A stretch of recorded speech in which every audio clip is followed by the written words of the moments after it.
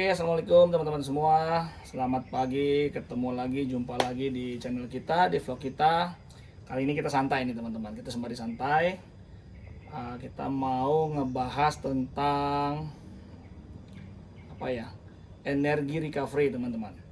Jadi banyak yang nanya saya, coba japri saya juga gitu. Om, bahas dong tentang energi recovery atau regenerative braking gitu ya. Di mobil Air EV yang di belakang itu kan memang ada fasilitas untuk energi recovery-nya teman-teman ya. Ada pilihan yang weak, medium sampai strong lah gitu teman-teman ya. Standar atau strong gitu ya. Nah, ada juga teman-teman yang bilang bahwa kok saya di daerah saya itu padahal turunan gitu ya. Misalnya dia turun dari puncak gitu ya. Turun dari puncak tapi kok nggak ada sama sekali penambahan energi gitu ya. Mbok nambah kayak gitu 1 kWh gitu ya. Itu ternyata dia mengcompare mungkin dengan Ionix atau dengan mobil-mobil lain gitu ya, yang mungkin kapasitas apa ya, motornya tuh mungkin besar gitu teman-teman ya. Oke, saya sedikit mau jelasin teman-teman, ini agak santai, teman-teman harus simak biar teman-teman nggak gagal paham gitu ya. Intinya sih itu teman-teman. Oke, kita mulai. Apa itu energi recovery? Jadi memang di setiap mobil listrik itu biasanya ada yang disebut dengan regenerative braking atau energi recovery teman-teman. Jadi bahwa energi balik lah ya yang dihasilkan dari si motor listriknya teman-teman gitu. Oke, sekarang kita mulai energi recovery. Mudah-mudahan kelihatan ya teman-teman. Saya nggak tahu nih kelihatan apa nggak, mudah-mudahan kelihatan. Nah, jadi memang saya sendiri semenjak banyak yang japri, saya juga tes gitu teman-teman. Saya juga tes bahwa energi recovery-nya tuh perhitungannya bagaimana sih kan gitu ya. Jadi maksudnya saat saya berkendara, saya coba nih, saya nggak pakai yang weak, saya nggak pakai yang standar, saya pakai langsung yang strong aja, yang paling kuat lah gitu pilihannya teman-teman. Saya coba gitu. Ternyata setelah saya amati saat di turunan, ya nanti saya ambil sedikit video ya, mungkin nanti saya cantumin videonya di sini, teman-teman bisa lihat ya videonya nanti, atau nanti videonya di akhir lah ya, di akhir video ini bisa juga saya masukin lagi. Oke teman-teman, nih kita coba ya regenerative brakingnya, energi recovery-nya berapa ya. Kita coba, ini pilihannya strong sekarang nih. Sekarang saya lagi turunan ya, kita coba lihat teman-teman. Yuk, nah ini saya lepas ya. Dia cuman sekitar berapa ya, coba saya kencengin lagi di turunan, setelah saya lepas. Oke, saya lepas. Wah, dia 65an lah ya. Nih saya kenceng lagi, saya lepas lagi teman-teman di turunan. Oke, sekitar 80an lah ya teman-teman ya. Dia maksimum mungkin bisa 80an ya. Oke, nanti saya coba lagi saat kondisi jalan datar ya. Coba datar tapi saya kencengin ya. Datar saya kencengin. Oke, saya kenceng dulu, setelah itu saya lepas gas ya. Berapa energi recovery-nya ya. Oke, saya lepas ya. Wah, sempat 108 ya teman-teman ya. Sempat 108 ya. Ini agak turun sih, memang agak turun. Coba kita gas lagi, saya lepas lagi. Saya lepas ya, sempat 114 teman-teman. Oke lah, anggap aja rata-rata 100 lah ya. Anggap aja rata-rata 100, atau kalau di jalan biasa sih ya nih, kalau jalan biasa ya, jalan biasa itu paling cuma 60an teman-teman, paling cuma 50 atau 60an lah ya kalau di jalan biasa gitu. Kalau di jalan agak turun mungkin bisa sampai 100an lah ya gitu, anggap aja 100 lah rata-rata ya. Oke, itu datanya ya waktu pengambilan energi recovery-nya teman-teman. Itu pengambilan data ampere ya teman-teman ya, ampere yang dihasilkan ya. Jadi saat saya mengambil data saat kita turunan gitu ya, turunannya memang nggak begitu panjang-panjang, tapi intinya pilihan saya pilih energi recovery-nya itu yang strong gitu teman-teman. Jadi saya pilih yang strong. Saya mau tahu nih berapa sih penghasilan dari si motor listriknya ini, dia bisa menghasilkan berapa sih gitu ya. Kalau saya ambil data teman-teman tuh rata-rata kurang lebih ya, kalau di jalan datar ya, kalau di jalan datar mungkin sekitar energi recovery yang kita dapat tuh, kalau jalan datar ya, ini pilihannya yang kita pilih strong ya, strong yang kita pilih yang paling strong energi recovery-nya. Kalau di jalan datar itu sekitar mungkin sekitar 40 sampai 60 ampere teman-teman gitu. Jadi yang saya perhatiin tuh ini, jadi kurang lebih sekitar 40 sampai 60 ampere. Teman-teman bisa perhatiin di cluster MID. Di cluster MID itu kan ada pilihan minus ya. Kalau teman-teman bisa lihat tuh ada pilihan KW-nya, ada pilihan ampere-nya. Nah, teman-teman bisa lihat tuh saat dia lagi regeneratif braking, dia lagi regeneratifnya itu jalan, energi recovery-nya lagi jalan, itu biasanya ditandai dengan lambang minus. Jadi misalkan contoh nih minus 40 atau minus 60 gitu teman-teman. Jadi ditandai lambang minus. Nah, rata-rata saya lihat kalau di jalan datar itu di minus 40 sampai minus 60 itu kurang lebih lah ya kalau jalan datar, dan itu kalau strong, ingat. Sekali lagi kalau strong. Nah, sementara kalau di jalanan turunan itu memang bervariatif, tapi beberapa kali saya ambil data itu kalau untuk yang strong di jalan yang agak menurun, agak lumayan tajam itu bisa mencapai sekitar ini jalan turun ya, jalan turunan itu kurang lebih sekitar minus 100 sampai minus mungkin 120 gitu teman-teman. Tapi ini juga nggak lama nih. 100 sampai 120 ampere, atau kita kalau ini anggap aja kita rata-rata ya, ini rata-rata mungkin kurang lebih sekitar 50 ampere jalan datar, bahkan sih nggak nyampe 50 ampere, bisa 30-an atau ya anggap 50 deh. Nah, kalau jalan turun itu kurang lebih sekitar 100 lah, kita anggap aja teman-teman, 100 ampere. Nah, ini yang dihasilkan teman-teman. Jadi energi recovery yang dihasilkan ini DC ya teman-teman ya. Nah, sementara ini ampere itu langsung ampere DC loh. Jadi ampere ini sudah ampere DC, ingat ya sekali lagi, bukan ampere AC tapi ampere DC. Nah, sekarang kita balik lagi, ini sembari santai ya. Kita balik lagi dulu, teman-teman harus tahu dulu bahwa pertama teman-teman harus tahu baterainya dulu, baterai pack kita. Kalau untuk yang long range, saya bahas yang long range ya. Untuk yang long range itu baterai kita kan 27, berapa ya, 27,6 atau 27,4 saya lupa, anggap aja 27,4 lah, saya lupa dikit lah ya. Ini KW. Nah, ini yang long range itu kurang lebih kan punya kita sekitar segini teman-teman. Kita bahas yang long range nih, tidak yang short range. Oke, setelah itu teman-teman harus tahu juga tegangan baterai kita itu. Tegangan baterai kita itu adalah main di 115 volt teman-teman, DC. 115 volt DC, kelihatan ya, mudah-mudahan videonya kelihatan ya. Nah, 115 volt DC long range ini kita kapasitas kita tuh 27,4 kW, itu harus teman-teman ingat gitu ya. Nah, jadi gimana nih perhitungan energi recovery-nya teman-teman gitu ya. Energi recovery-nya gimana kalau kita ketahui seperti ini. Nah, teman-teman sebelumnya itu harus tahu rumus dasar listrik sih teman-teman. Sebenarnya rumus dasar listrik itu rumus dasar ya. Ini rumus dasar listrik nih, yaitu P sama dengan V dikali I teman-teman. Nah, V dikali I lah gitu ya. Nah, P itu untuk daya, V itu untuk tegangan, I itu untuk arus teman-teman, atau current ya.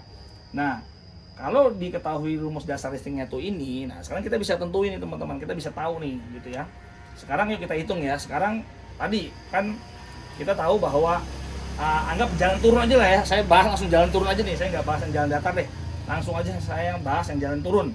Karena banyak teman-teman itu kan yang komplain bahwa ini kok regeneratif brakingnya atau regeneratifnya itu kok kayak nggak menghasilkan gitu ya, gitu kan, kok kayak nggak menghasilkan gitu saat turunan tuh kayak nggak ada energi ngecas balik lah intinya gitu. Nah, makanya saya langsung aja nih, jalan turunan itu kan pasti harusnya ngecasnya bagus gitu kan, hasil yang energi yang dihasilkan tuh harusnya bagus gitu kan. Nah, makanya saya ambil data yang langsung aja nih, yang jalan turun, yaitu penghasilan kita tuh jadinya energi yang dihasilkan 100 ampere teman-teman. Oke, berarti gimana caranya? Oke, berarti untuk mengetahui berapa dayanya kan kita udah tahu nih sekarang.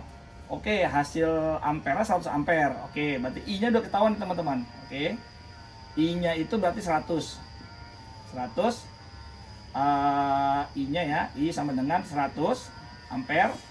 Terus tegangannya kita tahu dong, tegangan baterai kita kan main di 115 volt DC kan. Nah, berarti V-nya kita udah tahu juga 115 volt. Nah, berarti berapa P-nya daya yang dihasilkan? Nah, daya yang dihasilkan tinggal dikali aja teman-teman. I dikali V ini. Oh, berarti daya yang dihasilkan sama dengan ya nih ya. Ini kalau saya giniin lah. Berarti sama juga 100 ampere dikali 115 volt. 115 volt. Ketemu berapa nih hasilnya? Hasilnya itu adalah berapa nih ya? 11.500 teman-teman. 11.500. Ini VA, volt ampere hour gitu ya.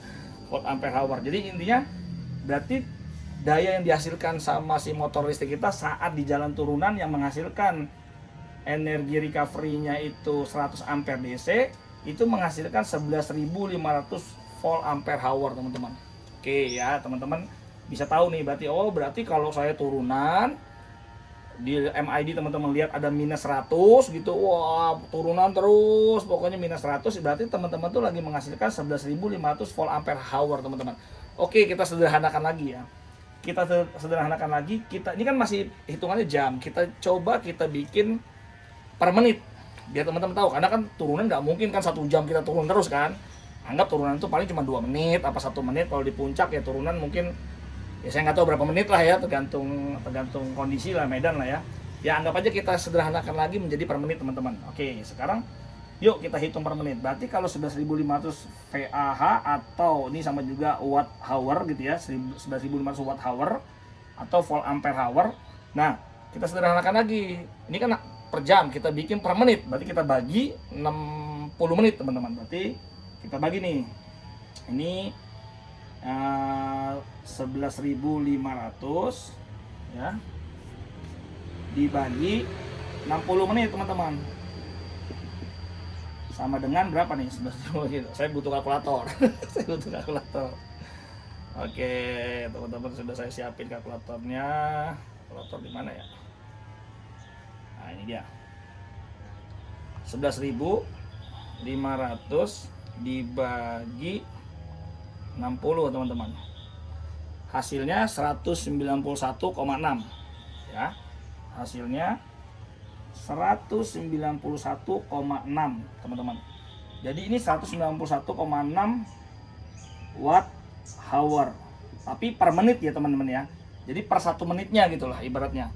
Jadi ini kita hitung, kita sederhanakan jadi per menit nih, watt hour per menit gitulah intinya gitulah, watt hour per menit. Jadi setiap 1 menit itu menghasilkan 191,6 watt hour teman-teman. Oke, ingat ya. Nah dari sini teman-teman kan bingung ya, karena kok jadi hitungannya watt hour sih, sedangkan saya tahunya pokoknya kWh aja kan, biasanya gitu teman-teman kan tahunya kan kWh. Kayak di rumah juga masang berapa kWh, atau misalkan yang ngecasnya nih yang bisa berapa kWh kan gitu intinya. Nah kita sederhanakan lagi berarti supaya satuannya itu jadi kWh ya. Berarti 191,6 watt hour per menit ini kita coba yuk jadikan lagi kWh teman-teman. Berarti kalau 101,6 watt hour berapa kWh sih sebenarnya? Nah, berarti kita rubah jadi kWh ya. Berarti 191,6 itu dibagi 1000 teman-teman. Ya, karena kan mau jadi kWh kan. Oke, sama dengan apa nih? Dibagi 1000. 0,1916 tuh. Cuman 0,19 kW baru nih teman-teman, kWh tuh udah ketemu. Nah berarti teman-teman bisa tahu nih, jadi kalau misalkan teman-teman lagi turunan menghasilkan 100 ampere DC regeneratifnya gitu ya, berarti sama juga kalau selama 1 menit teman-teman, selama 1 menit itu turunan, itu berarti hanya menghasilkan 0,1916 kWh teman-teman. Bayangin 1 kWh aja enggak gitu loh. Jadi teman-teman hanya menghasilkan 0,19 lah gitu ya, 0,19 kWh teman-teman. Bayangin ya. Jadi teman-teman cuman menghasilkan segini doang gitu teman-teman. Jadi nggak nyampe 1 kWh aja, nggak sampai. Oke, sekarang Om saya masih bingung nih. Yang penting kalau kita bicara ngomong baterai, pokoknya terhadap baterai itu berapa persen sih nambah jadi 1% kan. Kalau kita ngomong baterai nggak mungkin 0,1916 kWh nih ininya nih penambahannya kan nggak mungkin, pasti pengennya persentasinya kan, persentasi baterainya kan. Nah, bagaimana cara ngitung baterainya? Nah, jadi gini teman-teman, ini saya di jalan misalnya di depan rumah, jadi agak berisik nih, ada motor lewat, ada mobil lewat gitu, ada yang lagi motong rumput gitu teman. Oke, gimana caranya? Nah sekarang kita rubah untuk mendapat SOC. Teman-teman kan tahu SOC itu adalah state of charge. Jadi teman-teman biar tahu berapa sih penambahan state of charge-nya gitu ya. Kalau misalkan tadi kita melakukan jalanan turun selama 1 menit gitu, anggapnya turun terus menghasilkan 100 ampere, teman-teman udah tahu tadi. Berarti kalau saya menghasilkan 100 ampere di jalan turunan, berarti saya menghasilkan 0,1916 kWh per 1 menitnya teman-teman gitu ya. Nah, sementara per 1 menitnya itu segini, nah teman-teman kan bingung kan, saya mau tahunya pokoknya berapa persen aja deh nambahnya gitu aja lah. Kalau untuk ngecas tuh berapa persen nambahnya kan gitu kebanyakan ya. Nah, gampang teman-teman rumusnya. Tinggal teman-teman ini 0,1916 ini dibagi ya jumlah ininya teman-teman, kapasitas kita, kapasitas baterai kita kan 27,4. Nah, kita bagi 27,4 teman-teman. Berapa ini kira-kira ya? Nah, ini kelihatan ya videonya ya. Mudah-mudahan kelihatan lah. Ini saya ngasal aja bikin. Oke. 0,1916 dibagi 27,4 sama dengan 0,0069% SOC, state of charge yang teman-teman. Bayangin teman-teman. Jadi makanya teman-teman yang selalu bilang, kok nggak nambah sih persentasinya, saya padahal turunan loh hampir 2 menitan gitu kan, turunan tuh di jalan mana, misalkan di Semarang di Gombel turun atau di Puncak turun, tapi kok nggak nambah 1% pun nggak nambah. Nggak usah teman-teman, mohon maaf, sekelas YouTuber terkenal aja tuh Om siapa, Ridwan Hanif aja juga bilang kan, dia ngetes juga bahwa kok nggak nambah ya regenerative brakingnya, nggak seperti kayak Ionix dia. Saya nggak tahu lah Ionix itu motornya berapa, menghasilkan berapa ampere saat dia regenerative brake-nya itu. Nah sementara kalau apa Almas ya ini hitungannya teman-teman, kalau si Wuling Air EV ini ya ini hitungannya teman-teman. Jadi sekali lagi dia hanya menghasilkan 0,0069, anggap 0,07 deh. Bayangin teman-teman, hanya 0,07%. Gimana mau jadi 1% teman-teman? Kalau mau jadi 1% dari 0,007 ini menjadi 1% itu butuh berapa panjang turunannya teman-teman? Butuh berapa panjang turunannya gitu, berapa menit turunannya. Jadi ingat tadi, kita ulang lagi bahwa energi recovery-nya yang saya ambil datanya adalah yang strong gitu ya, bukan yang weak, bukan yang standar, yang strong. Terus juga jalannya yang saya ambil langsung jalan turun aja, karena biasanya kalau jalan turun itu kan energi recovery-nya kan besar. Saya anggap 100 ampere gitu ya, karena memang fluktuatif ya, tapi saya anggapnya 100 ampere deh gitu. Nah dengan 100 ampere ini ya tadi dengan rumus dasar listrik P sama dengan V kali I, V nya udah ketahuan 115 karena baterai kita tuh memang main di 115 volt DC. Arusnya tadi dihasilkan 100 ampere karena turunan. Nah maka diketahui daya yang kita dapat, yang kita hasilkan adalah 11.500 volt ampere hour atau watt hour. Nah dari data ini kita sederhanakan lagi per menit biar gampang hitungnya teman-teman, maksudnya biar tahu lah per menit. Nah kita jadikan per menit berarti kita bagi 60 menit. Berarti dari 11.500 ini tadi dibagi 60 menit itu ketemu 191,6 watt hour per menitnya teman-teman. Jadi kita 1 menit turunan itu dengan tadi 100 ampere itu menghasilkan 191,6 watt hour gitu teman-teman. Nah tapi teman-teman kan bingung kalau watt hour, saya tahunya kWh lah gitu, berapa kWh. Nah untuk menjadikan kWh dari 191,6 watt hour itu kita bagi 1000 karena kita mau jadikan kWh kan. Oke, kita bagi 1000 sama dengan 0,1916 kWh teman-teman. Nah masih bingung lagi, saya nggak ngerti lah, pokoknya ngecas dikasih daya 0,1916 ini, saya mau tahunya berapa persen sih penambahannya untuk di baterai gitu ya. Ini tadi hitungannya berarti tinggal 0,1916 kWh ini dibagi baterai kita kan long range itu kan 27,4 apa 27,6 saya lupa lah ya, pokoknya intinya itu. Nah 27,4 ini, nah ini 0,19 dibagi 27,4 sama dengan 0,0069% teman-teman. Jadi ya penambahannya hanya segini teman-teman. Kalau teman-teman turunannya mungkin sekitar 10 menit, ya tinggal kaliin aja 10 nih. 0,009 dikali 10 menit, misalnya turun terus ampere dia semua 100 ampere terus, mungkin aja teman-teman akan naik. Mungkin ya, saya nggak ngerti nih. Coba bayangin kalau 0,0009 untuk menjadi 1% aja, kira-kira dibutuhkan berapa kali teman-teman. Nah, dibutuhkan berapa kalinya, berarti berapa menitnya kan gitu kan, untuk kita sepanjang itu kita turun menghasilkan tadi. Begitu teman-teman intinya. Jadi total energi yang teman-teman dapat tuh sebenarnya cuma segini gitu. Kalau misalkan dengan hitungan 100 ampere DC tadi, kalau teman-teman tuh menyeting energi recovery-nya yang strong. Gitu teman-teman.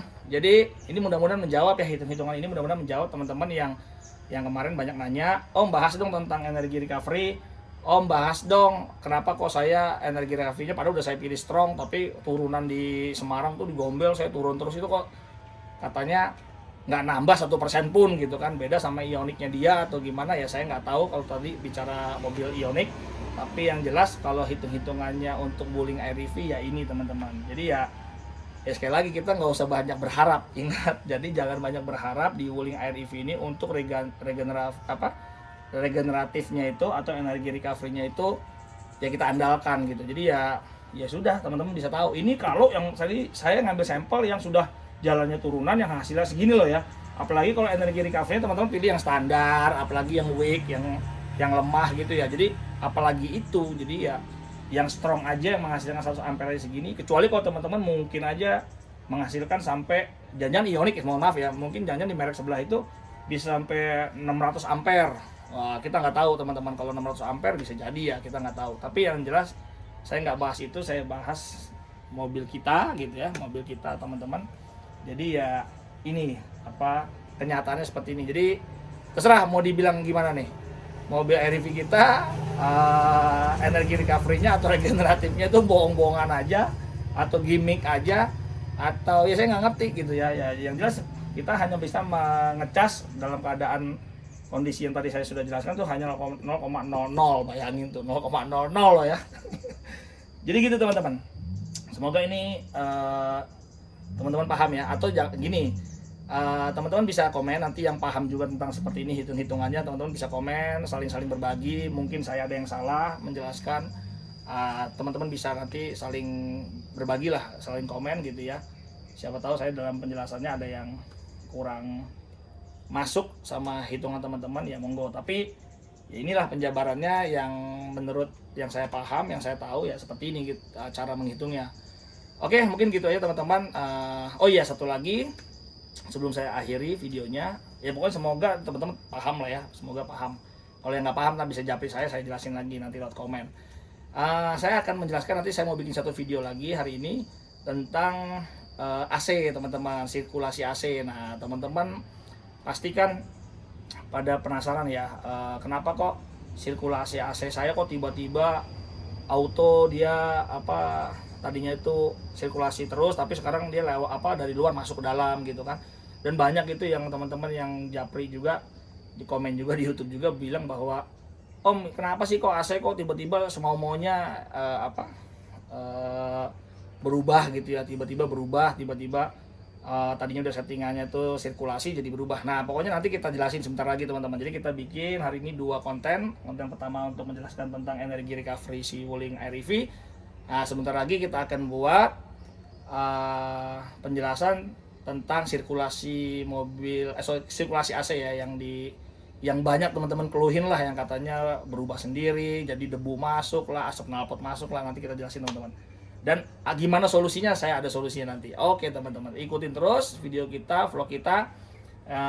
Sampai ketemu lagi di vlog kita berikutnya. Assalamualaikum warahmatullahi wabarakatuh. Bye-bye.